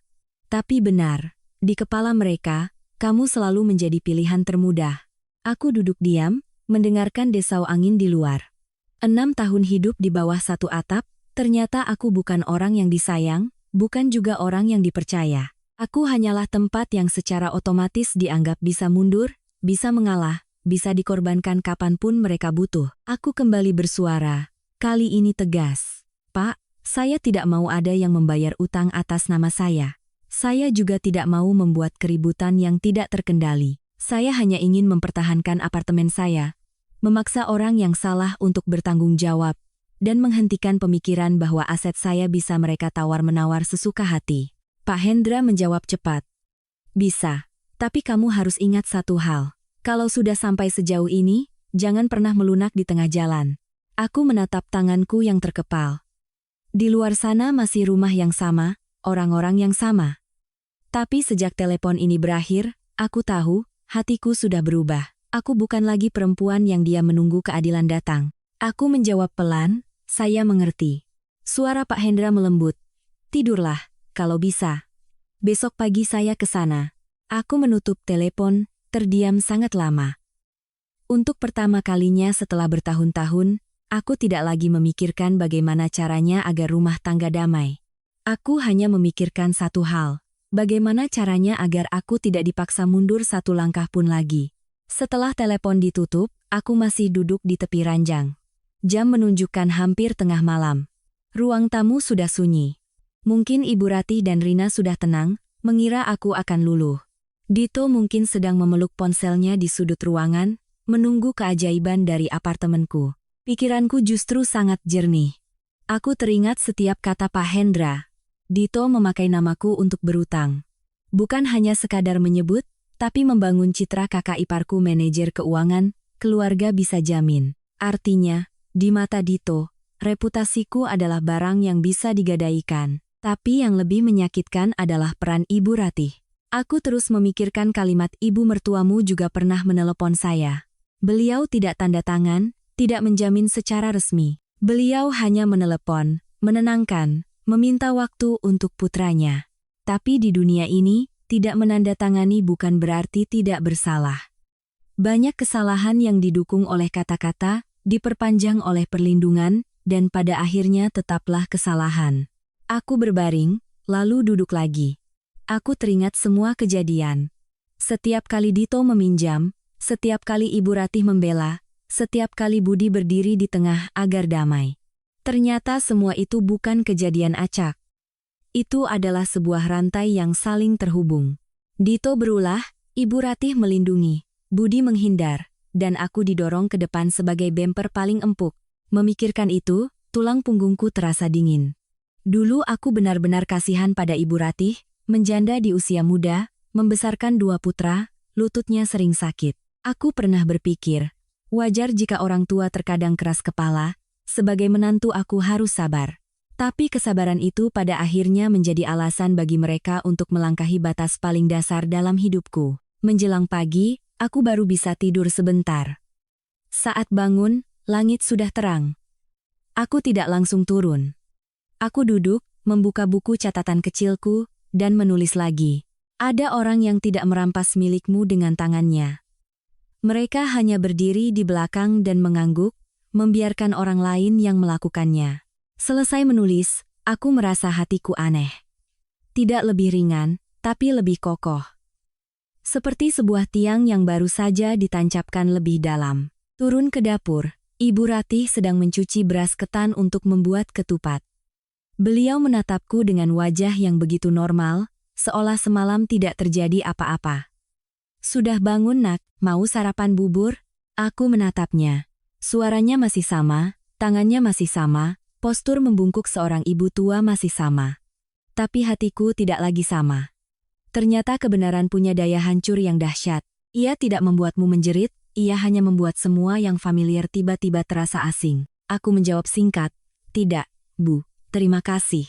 Beliau menatapku lagi, seolah mencoba membaca sikapku. Tapi aku tidak menunjukkan apapun selain ketenangan. Menjelang siang, ponselku bergetar. Pesan dari Pak Hendra, singkat saja. Siang ini saya ke sana. Aku menatap layar ponsel, menarik napas dalam-dalam. Entah kenapa, aku tidak merasa takut. Mungkin karena di rumah di mana semua orang ingin aku mundur, kehadiran satu orang yang jernih sudah cukup membuat punggungku terasa lebih tegak. Aku memasukkan ponsel ke saku. Matahari akhir Ramadan yang pucat jatuh di atas pot jeruk di teras, warnanya kuning tapi terasa dingin. Semuanya masih sama seperti kemarin. Hanya aku yang tahu. Mulai siang ini, apapun yang selama ini ditutupi dengan air mata, dengan nasihat moral, dengan dalih kasih sayang anak di rumah ini, tidak akan mudah ditutupi lagi. Siang H1 Lebaran. Saat kami baru saja selesai menata meja makan, bel pintu berbunyi. Aku yang sedang di dapur, langsung berjalan ke depan sebelum Ibu Ratih sempat membuka pintu. Saat pintu terbuka, Pak Hendra sudah berdiri di sana. Beliau mengenakan kemeja sederhana, membawa sebuah tas dokumen hitam. Tidak ada kesan pamer. Tapi kehadirannya saja sudah membuat suasana terasa berbeda. Silakan masuk, Pak.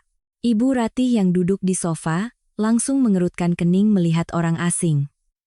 Dito yang baru keluar dari kamar, begitu melihat Pak Hendra, wajahnya langsung pucat. Perubahan raut wajahnya begitu cepat, tapi tidak luput dari mataku. Cukup untuk membuatku tahu bahwa Dito mengenali orang ini. Aku berkata singkat, "Ini Pak Hendra." Dulu pernah meminjamkan uang pada Dito. Seluruh ruangan seolah membeku. Ibu Ratih duduk lebih tegak, suaranya menjadi dingin. "Masalah keluarga kami? Kenapa membawa orang luar ke sini?" Pak Hendra tidak langsung duduk. Ia menyapa dengan sangat sopan. "Selamat siang, Bu. Saya tidak bermaksud mengganggu di hari menjelang Lebaran. Tapi karena masalah ini menyangkut utang Dito kepada saya, dan ada penyebutan nama Santi untuk membangun kepercayaan, saya rasa perlu ada kejelasan." Caranya bicara membuat Ibu Ratih tidak bisa membantah. Tidak kasar, hanya terlalu lugas. Dito menelan ludah. "Bapak, kesini mau apa? Saya kan sudah bilang, saya akan urus sendiri." Pak Hendra menatap Dito.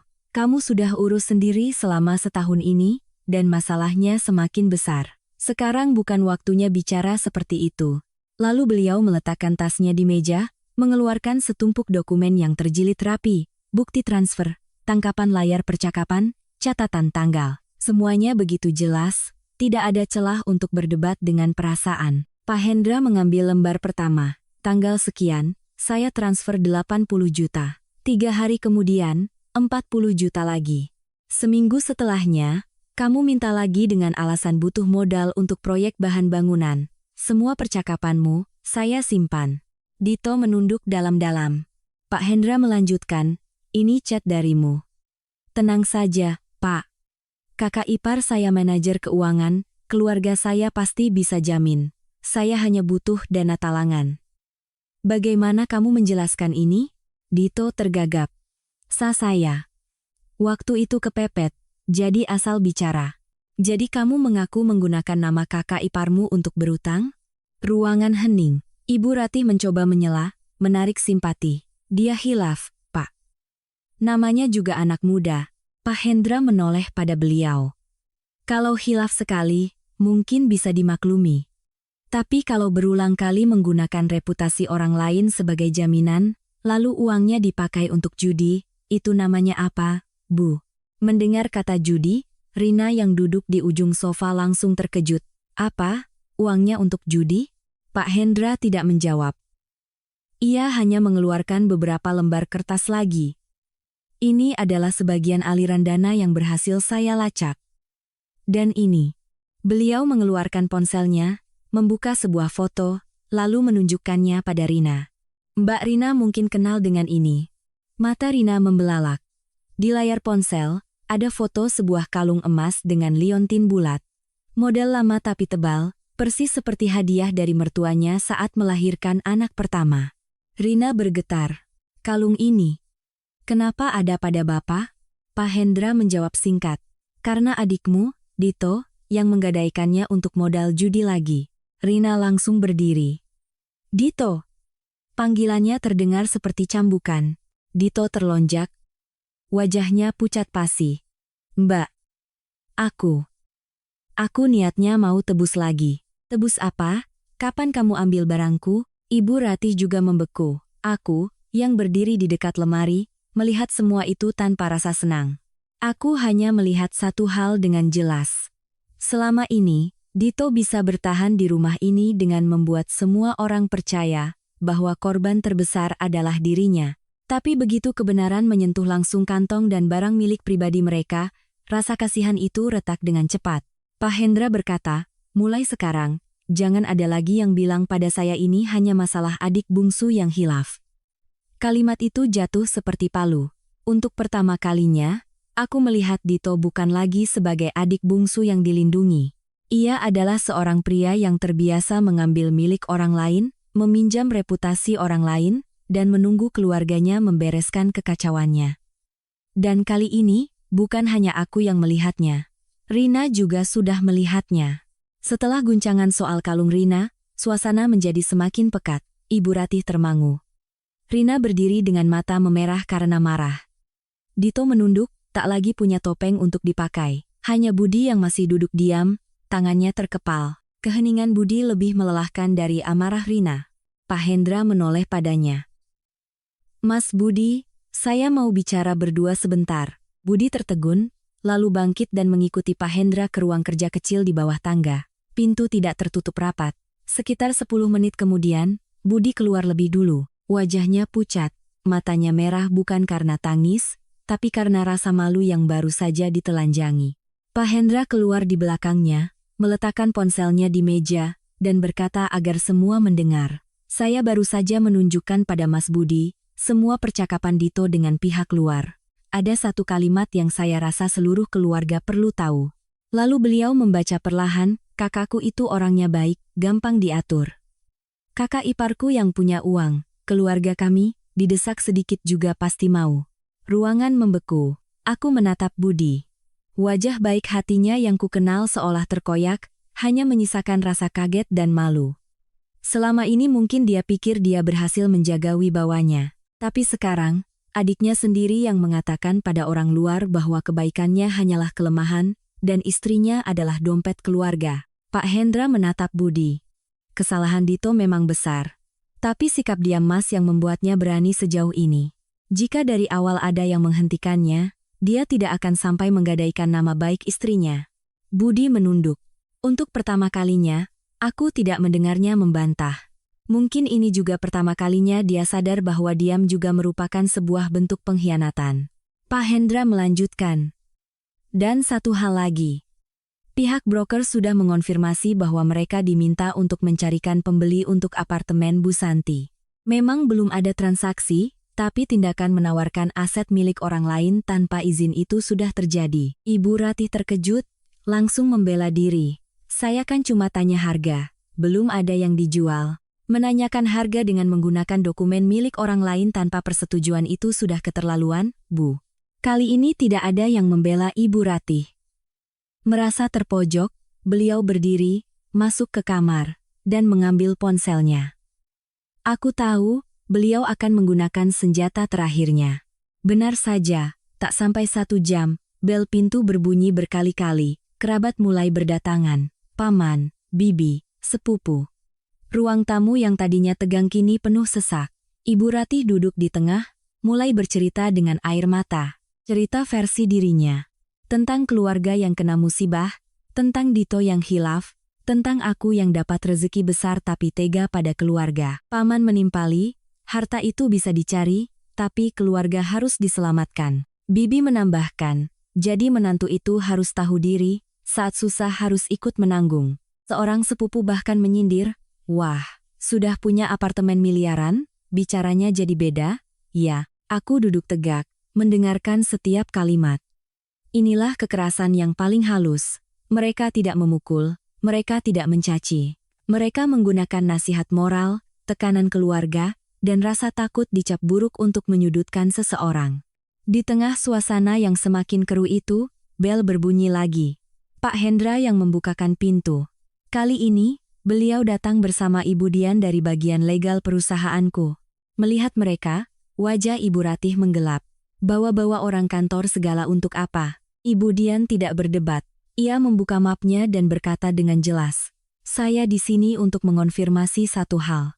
Apartemen yang diterima oleh Ibu Santi Lestari adalah penghargaan prestasi individu. Hak kepemilikannya mutlak milik Ibu Santi. Semua prosedur serah terima hanya akan dilakukan secara langsung dengan beliau. Pihak manapun yang menggunakan informasi, dokumen, atau nama beliau untuk bertransaksi, menawarkan, atau menerima DP, tindakan tersebut tidak sah dan dapat dikenakan tuntutan hukum. Seluruh ruangan hening. Nasihat-nasihat moral tadi tiba-tiba kehilangan kekuatannya di hadapan kata hukum. Rina tiba-tiba bertanya pada Budi. Lalu siapa yang kasih dokumennya keluar? Budi berdiri kaku, lalu berkata lirih. Aku. Aku yang foto beberapa lembar dokumennya dan kirim ke ibu. Aku pikir cuma untuk dilihat-lihat saja. Aku mendengar itu dan hatiku sakit, tapi tidak lagi terkejut. Budi memang bukan dalangnya, tapi dialah yang membukakan pintu. Seorang suami yang tidak bisa melindungi istrinya terkadang bukan karena jahat, tapi karena kelemahannya sendiri sudah menjadi sebuah kesalahan. Aku berdiri. Tidak menangis, tidak gemetar. Aku menatap semua orang di ruangan itu. Saya bicara sekali ini saja. Apartemen itu hasil kerja keras saya, bukan aset bersama keluarga ini. Dito berutang, Dito yang harus bayar. Ibu sayang anak, silakan tanggung jawab bersama anak ibu. Tidak ada yang berhak menggunakan keringat saya untuk menutupi kesalahan orang lain. Aku menatap Dito. Kamu bersujud, kamu menangis, kamu berjanji. Tapi kamu tidak pernah berpikir untuk berdiri sendiri. Mulai sekarang, jangan sebut itu khilaf. Orang dewasa berbuat salah, harus menanggung akibatnya. Aku menatap Ibu Ratih. Ibu bilang uang saya adalah uang keluarga ini. Hari ini saya tegaskan, saya menantu di rumah ini, bukan menjual diri saya pada keluarga ini. Ruangan senyap. Dan saat itulah, Budi melangkah maju. Suaranya serak, tapi untuk pertama kalinya dalam 6 tahun pernikahan kami, aku mendengar ketegasan. Bu, jangan paksa Santi lagi. Apartemen itu milik istriku. Satu kalimat itu saja sudah cukup membuat wajah Ibu Ratih jatuh. Beliau tahu, kekuasaan yang dipegangnya selama ini di rumah ini telah retak. Setelah kejadian itu, segalanya tidak berakhir dengan damai. Lebaran berlalu, dan konsekuensi mulai datang. Dito harus menjual semua yang dimilikinya, motor, laptop, ponsel. Sisa utangnya, Pak Hendra mengaturnya agar Dito bekerja di gudang salah satu rekanannya, gajinya langsung dipotong untuk cicilan. Tidak ada lagi drama, tidak ada lagi menunggu kakak ipar menyelamatkan. Ibu Ratih, karena perannya, pada akhirnya harus menjual sebidang tanah di kampung yang selama ini beliau banggakan. Itulah harga yang paling menyakitkan baginya.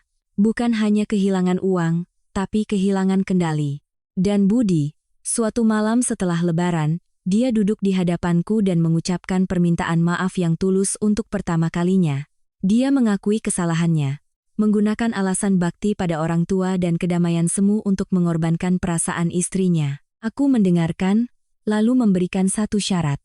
Mulai sekarang, keuangan harus jelas. Asetku adalah milikku. Bantuan apapun untuk keluarganya harus transparan, dan jika hal seperti ini terulang, aku akan pergi. Suatu hari, aku sendirian mengunjungi apartemen baruku. Ruangan masih kosong, dindingnya masih wangi cat, cahaya matahari pagi jatuh di lantai yang mengilap. Aku berdiri di tengah ruangan, meletakkan tangan di dinding yang sejuk, dan hatiku terasa damai.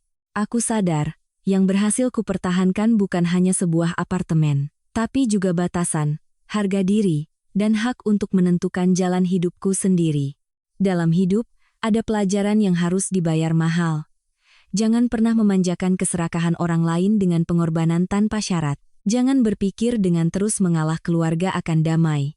Karena terkadang semakin kita mengalah, semakin mereka menekan. Menjadi orang baik itu perlu, tapi kebaikan juga harus punya batas.